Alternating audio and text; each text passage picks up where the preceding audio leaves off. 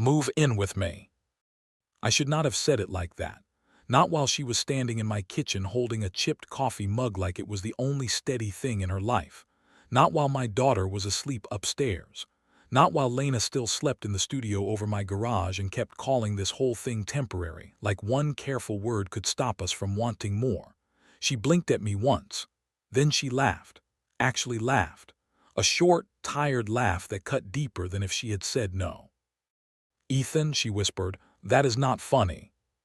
I did not laugh back. That was when her face changed, because she saw it. I was serious. Serious enough to let her break my rules. Serious enough to risk my daughter getting attached. Serious enough to hand a woman I barely knew a key to the one life I had rebuilt with my own 2 hands. Her fingers tightened around the mug. "You cannot mean that." I stepped closer, slow, careful, like one wrong move would send her running. "I do," I said. She looked at me like I had just set a match to both our lives, and maybe I had, because once a man like me says words like that, what happens if she believes him?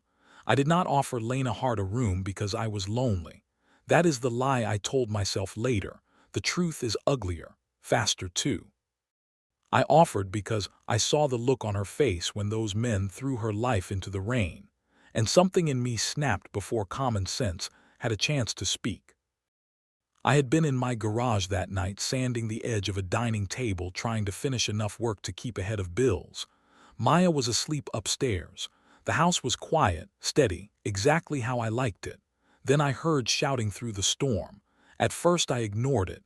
In a neighborhood of rentals and thin walls, shouting was not rare, but this was close, sharp, mean. I went to the garage window and saw Lena in the driveway next door, soaked through, trying to catch a box that had already come apart in her arms. Clothes lay in puddles. Books were splitting open in the water. A lamp rolled across the pavement and cracked at the curb. 3 men were emptying her apartment like they were taking out trash. And the worst one was standing under the awning, dry as could be, holding a clipboard and smiling.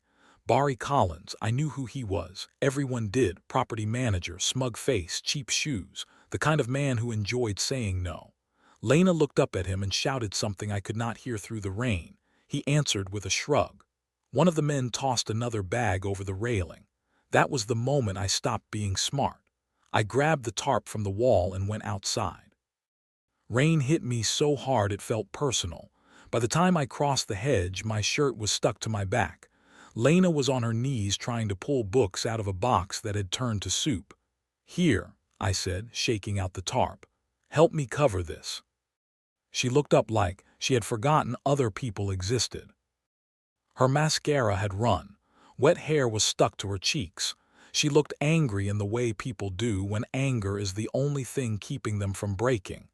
"You do not have to do this," she said. "I know." That was all I had. I covered what I could. We pinned the tarp with bricks and a toolbox. I loaded boxes into my truck. She loaded whatever would fit into her car. The whole time Barry watched from the stairs like he had bought a ticket. At one point Lena stood up straight and shouted, "You cannot just throw me out." Barry smiled. "Looks like I just did." I have never liked men who enjoy power too much. Maybe that is because I used to be married to a woman who left all the damage to someone else and called it freedom. Maybe it is because when you raise a little girl alone, you start noticing exactly how men speak to women when they think no one will stop them. I do not know. I just know I looked at Lena standing there in the rain with no place to go, and the words came out before I could weigh them. "You can stay with me." She froze. Even Barry stopped moving. "With you," she said. "There's a studio over the garage. It's dry, locked, private." I nodded toward my place. "You can stay there until you figure something out." She stared at me like I had lost my mind. Maybe I had. "I don't even know you," she said. "You know enough." That earned me the first real look she gave me all night. Not neighbor to neighbor, not polite wave from the driveway, a real look. Behind me, thunder rolled. Barry muttered something ugly under his breath. Lena looked past me at my house, then back at the wreck of her things. "I can pay something," she said quickly, pride lifting her chin even while her voice shook. Fine. I mean it. So do I. She swallowed hard, then she nodded once. Okay. That one word changed my life more than the storm did. It took us more than 2 hours to move everything. By the end, my shoulders burned and my boots squished when I walked. Lena kept apologizing every 10 minutes until I finally told her if she said thank you one more time, I was charging her extra. That made her laugh. A broken little sound, but it was there. When the last box was stacked in the studio, I showed her the heater switch, the bathroom light, the deadbolt on the door. The place was small. Bare walls, Murphy bed, tiny stove, no charm at all. Still, she stood in the middle of it like she had been handed a kingdom. It's perfect, she whispered. It was not perfect, it was safe. Those are different things. I went back to the house sometime after midnight. I checked Maya first. She was sprawled sideways across her bed, one sock off, hair in her face, breathing that deep kid sleep that makes you believe the world can still be fixed. I sat on the edge of her bed and looked around at the room I had painted myself, the bookshelf I had built, the nightlight I replaced every 6 months because she liked the star-shaped ones better than the moon. I had spent 4 years building a quiet life. Predictable mornings, school lunches, client deadlines, bedtime stories. No chaos, no strangers, no risks that could touch my daughter. And now there was a woman sleeping over my garage because I could not mind my own business. The next morning Maya found Lena's car before I found the coffee. "Dad," she said, squinting through the kitchen window. "Who's that?" I set a plate on the table. "Her name is Lena. She's staying with us for a little while." Maya considered that in the serious way 7-year-olds do when they sense adult weather changing. "Is she sad?" The question hit harder than it should have. "A little," I admitted. Maya nodded like that made perfect sense. Then she asked, "Do you think waffles would help?" I laughed before I could stop myself. Maybe that should have warned me. Maybe I should have known then that once my daughter opened her heart, mine would not be far behind. Because by the time Lena knocked on my back door that morning, hair tied up, eyes tired, pride still standing straight in her spine, this had already become dangerous. Not because she needed a place to stay, because I wanted her to stay. The first rule I made was for her. The second was for me. Lena could stay as long as she needed. No pressure, no weirdness. No late-night confusion turning into something we would regret by daylight. My rule was simpler. Do not let Maya get attached. That one lasted maybe 3 days. By the end of the first week, Maya was knocking on the studio door before school to ask if Lena wanted coffee. Which really meant hot chocolate in a mug because my daughter believed anything warm counted. Lena started leaving 10 minutes earlier for work just so she could sit at my kitchen table and listen to Maya explain things no adult had asked to hear. Playground politics, cloud shapes, why syrup tasted better on Saturdays than weekdays. I told myself it was harmless. Then Saturday came. Maya padded into my room at 7 with one mission. Are waffles still happening? I groaned into the pillow. It is not even light. It is waffle day, that's different. I dragged myself up, threw on sweatpants and headed downstairs. Maya was already at the kitchen table, waiting with the kind of joy only kids and lottery winners have. I started the batter. She set the forks. Routine. Easy. Then there was a knock at the back door. Lena stood there in borrowed sunlight and an oversized gray sweater, hair pulled up, face clean, one hand tucked into the pocket like she was not sure she should be there. "Maya said I was invited," she said. I looked at my daughter. Maya shrugged. "You said neighbors help neighbors." That was not what I had said. Not exactly. Still, I stepped aside. "Come in." Lena smiled like she had been bracing for a no. That did something to me I did not enjoy. She sat at the table while Maya interrogated her with the full force of childhood honesty. "Do you like waffles more than pancakes?" "Depends on the waffle." "That's a good answer." "Thank you." "Can you do braids?" Lena blinked. "Excuse me." "My dad is bad at braids." "I am not bad at braids." Maya turned to Lena. "He is bad." Lena bit back a laugh. "Then yes, I can do braids." Maya gasped like she had just found treasure. By the time breakfast was over, my daughter had syrup on her chin. Lena had agreed to fix her hair before school on Monday, and I had the sickening feeling that my rule about attachment was already dead. Lena helped with dishes after, even though I told her she did not have to. "You say that a lot," she said, drying a plate. "Because it's true." "Maybe." She set the plate down carefully. "But sometimes people help because they want to, Ethan, not because they owe you." I looked at her then, really looked. There was something guarded in her face, something that expected kindness to come with a bill later. That made me quieter than I meant to be. Before I could say anything, Maya ran in holding paper and markers. "Lena, come draw with me." Lena looked at me first like she still needed permission in my house. I hated that.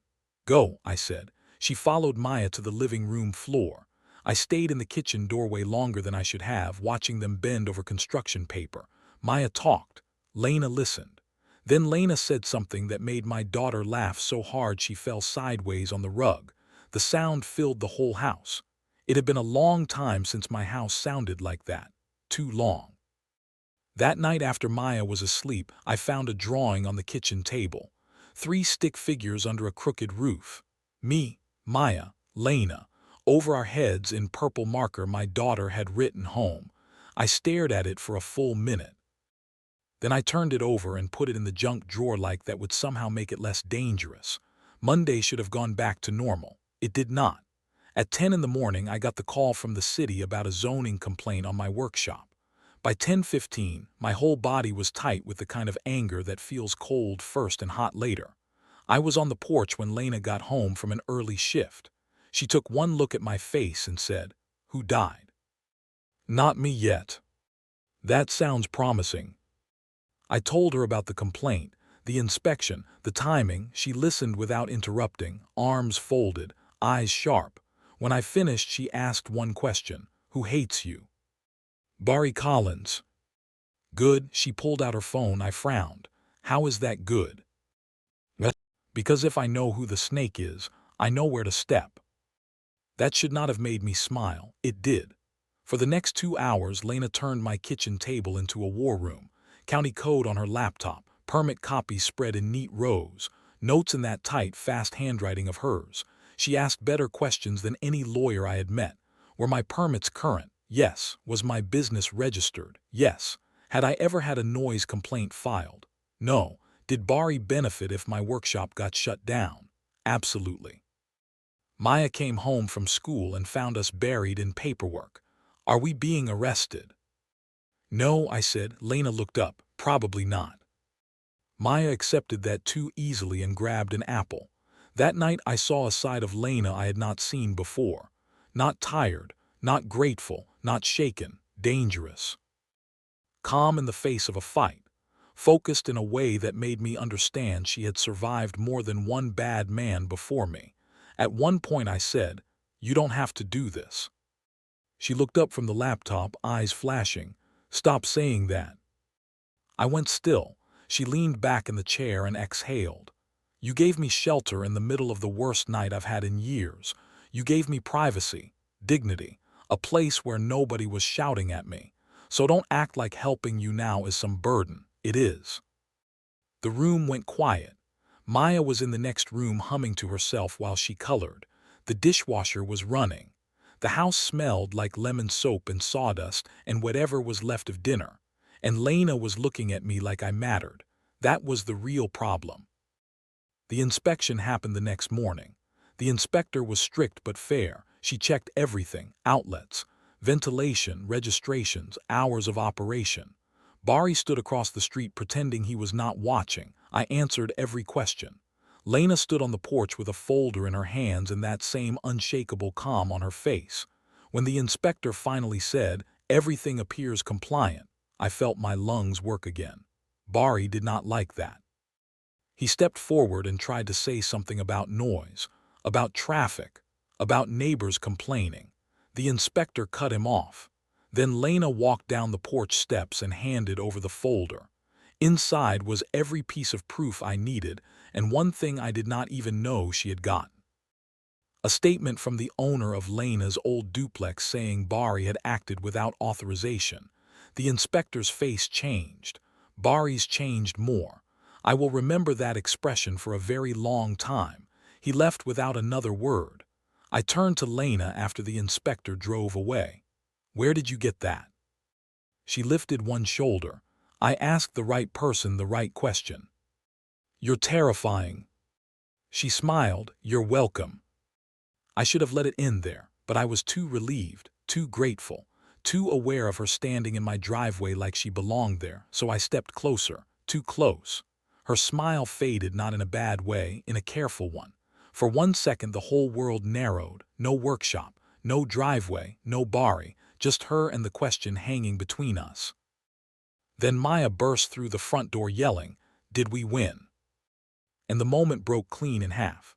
Lena stepped back first. I was almost glad she did, almost. Because that night after Maya went to bed and the house got quiet again, I found the drawing still in the junk drawer. I took it out. I looked at the 3 stick figures under that crooked roof, and for the first time I let myself admit the truth. Lena was not just staying in the studio anymore. She was finding a place inside my daughter's heart, and mine was already in worse shape. Bari should have backed off after the inspection. A smart man would have. Bari was not smart. He was the kind of man who confused humiliation with injustice. The kind who could not stand losing, especially not to a woman he thought he could scare and a man he thought he could outmuscle. 3 days later, my phone started ringing. The first call came from a client in Bellevue. He sounded embarrassed. "Ethan, I need to postpone the dining table." "Postpone," I repeated, "or cancel?" A pause. "Cancel." I closed my eyes. "Why?" He cleared his throat. "Someone reached out, said your workshop was under investigation, said there were permit violations. I've got kids in the house, man. I just don't want trouble." I told him it was false. I told him I had passed inspection. I told him whoever called was lying. He apologized twice and still canceled. The second call came 40 minutes later, then the third. By lunch, I had lost almost a month of work. I sat on the edge of my workbench staring at a half-finished table I no longer had the heart to sand. All that time, all that labor, gone because one bitter man had a phone and too much free time. Lena found me there after her shift. She did not ask if I was okay. She could see I was. "What happened?" I handed her my phone. She read the call log, then looked at the table, then back at me. "Tell me." So I did. Every canceled order, every awkward apology, every client suddenly nervous about hiring me. By the time I finished, my voice sounded flat even to me. "I should shut it down for a while," I said. "Lay low until he gets bored." Lena's whole face changed. "No." I looked up. "No. No, Ethan." She set the phone down on the bench between us. "That is exactly what he wants." "He already got what he wants." "Not yet." I laughed once, ugly and tired. "You hear yourself." "Yes." She stepped closer. "Do you?" I stood then, more from frustration than pride. "I have a mortgage. I have Maya. I don't have the luxury of fighting some endless war because your old landlord has a personal grudge." "My old landlord?" She snapped. "No, this stopped being just about me the second he came after your business." Silence hit the room hard. I ran a hand over my face. "That's not what I meant." "I know." Her voice softened, but only a little. "But don't you dare act like this is already over." I stared at her. She stared right back. That was the thing about Lena. She did not get bigger when she was angry. She got steadier, sharper, like heat turning glass into something strong enough to cut. Finally she said, "Sit down." I should have argued. Instead, I sat. For the next 3 hours, she rebuilt my business from my own kitchen table. She made a list of every client I had ever completed work for. She drafted messages asking for honest reviews. She pulled my permits into a clean digital folder. She updated my old website that looked like it had been made in 2009 because, frankly, it had. She made me take photos of finished pieces from every angle. She wrote captions that sounded like trust. At one point, Maya wandered in with a juice box and asked, "Are we famous?" Lena did not miss a beat, not yet. Maya nodded like that was a reasonable timeline. I leaned back in my chair and watched Lena work. Her hair had come loose from its clip. Her scrub top still had a pen mark near the shoulder. She looked exhausted. She should have been asleep or eating dinner or doing literally anything that did not involve saving me. And still she stayed. "Why are you doing this?" I asked quietly. She did not stop typing. "Because I care." Simple words, the kind that land hard because they are not dressed up. Maya looked between us with the shameless curiosity of a child who knows more than adults think. Then she said, "I care too." Lena smiled at her. "I know, baby." Baby, the word slipped out soft and natural. It should not have meant anything. It meant everything. Maya grinned and went back to coloring. I did not speak for a full minute after that. By Friday, the reviews started coming in.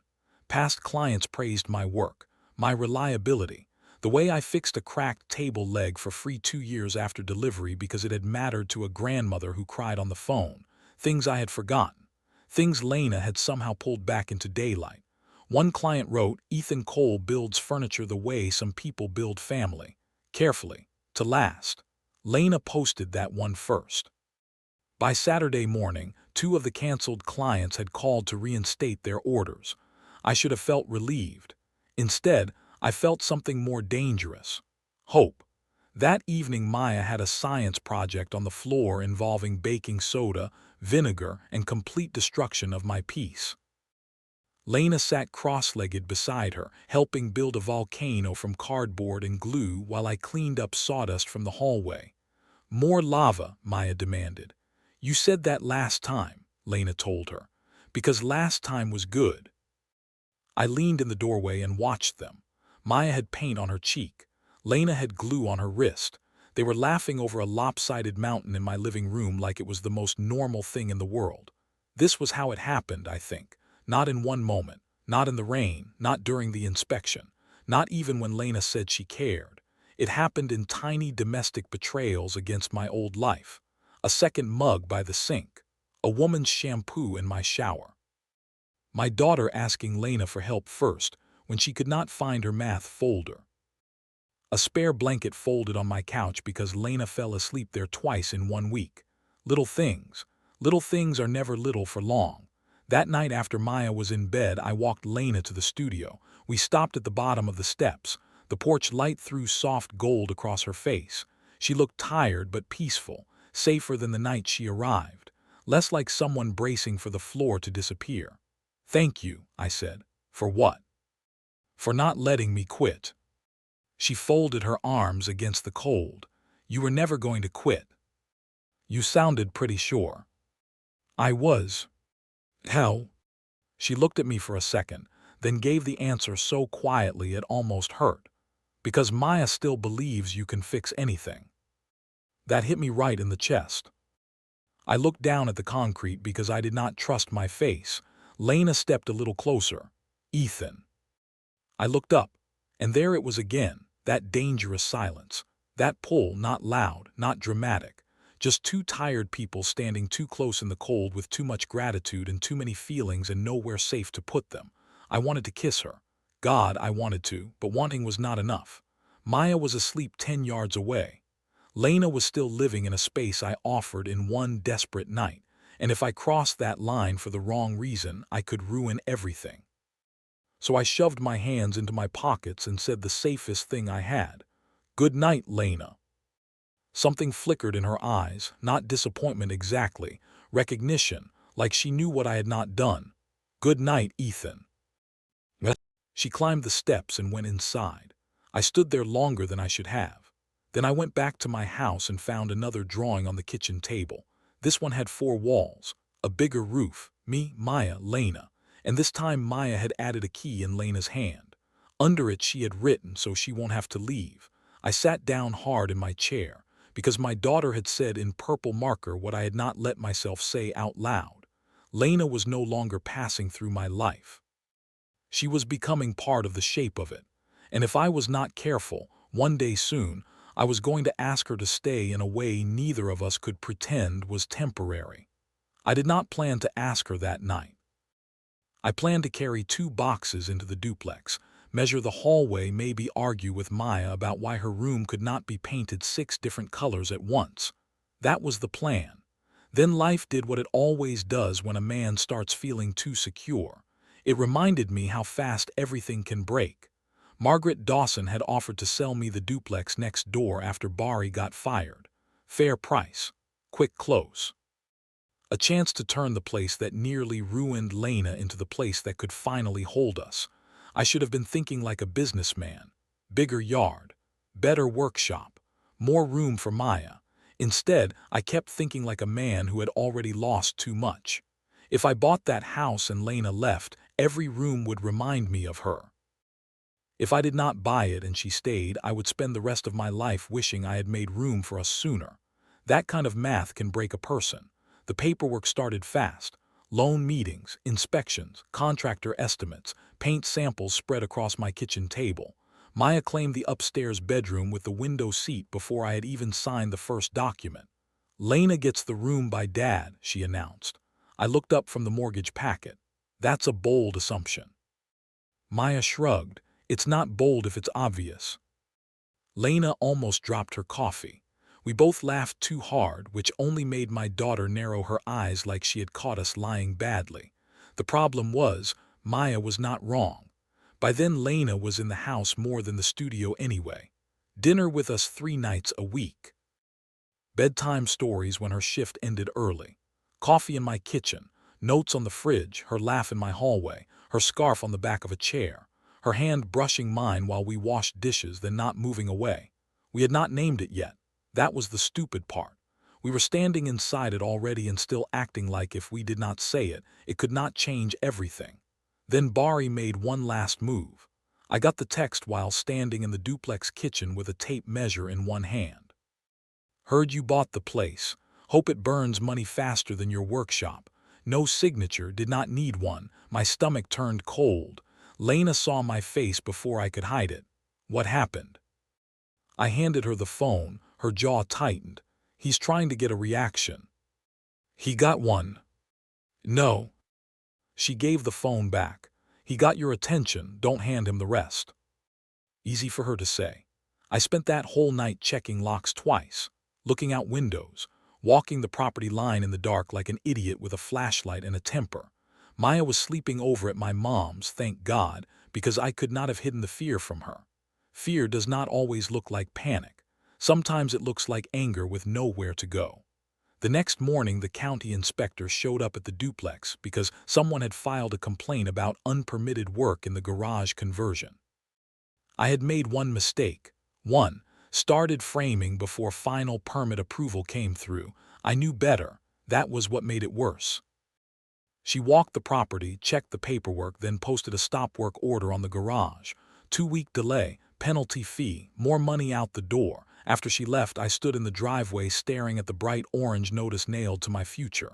Lena came straight from work and found me there. He got me, I said. She read the citation, folded it once, and handed it back. No, she said. You got yourself. He just pointed at it. I looked at her, stunned. Most people would have softened it, tried to make me feel better. Lena never lied to protect my pride. You made a mistake, she said. Pay it, fix it, move on. I laughed bitterly. That your comforting voice? No, this is. She stepped closer. Ethan, look at me. One mistake is not the end of a life. It is one mistake. You are still buying the house. We are still moving. He is still losing. We, she said, we like it belonged there.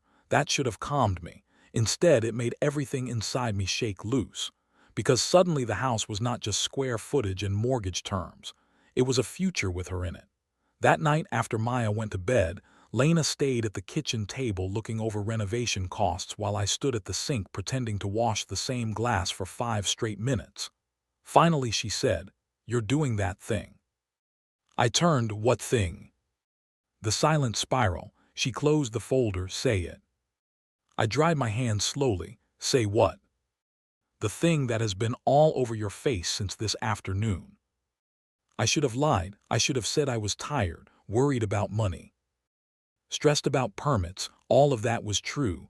None of it was the thing, so I sat down across from her and told the truth. I'm scared. Her expression softened, but she stayed quiet. That house, I said, it's not just a house anymore. No, no, I looked at the papers, then back at her. It's a room for Maya to grow up in. It's a real workshop.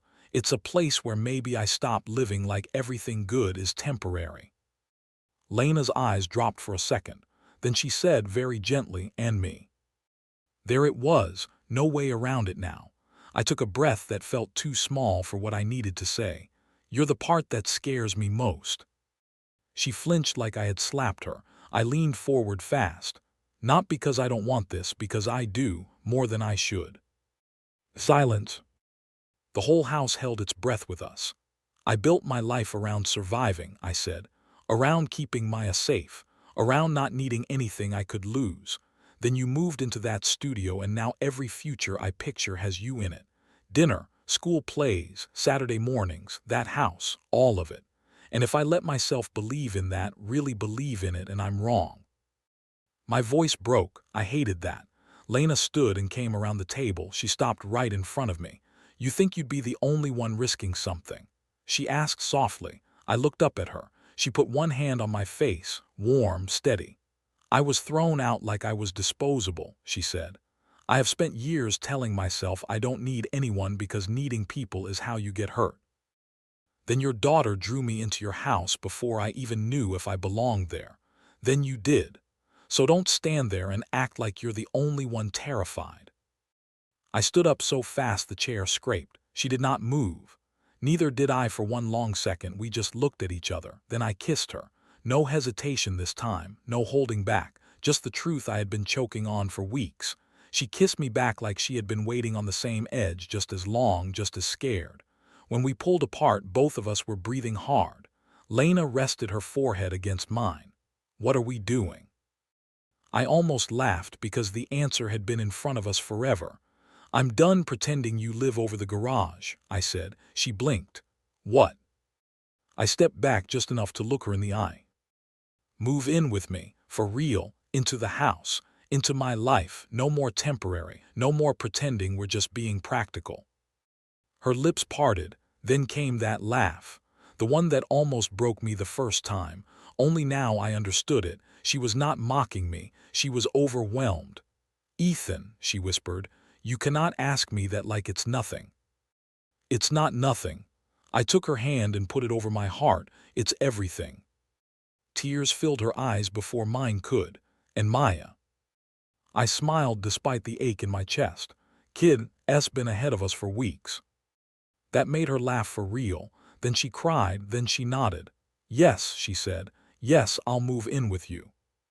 Right then little feet hit the hallway. Maya stood there in dinosaur pajamas, hair wild, staring at us with sleepy outrage. You did it without me. Lena wiped at her face. Did what? The hugging face thing. Maya marched into the kitchen and looked between us. Is Lena moving in the real way now? I crouched down. If that's okay with you. Maya threw herself at Lena first, then me, then both of us at once. And in the middle of that crooked, laughing, tearful pile of arms, I understood something I wish I had known years ago. A home is not the place you hide from life. It is the place where love asks you to be brave enough to stay.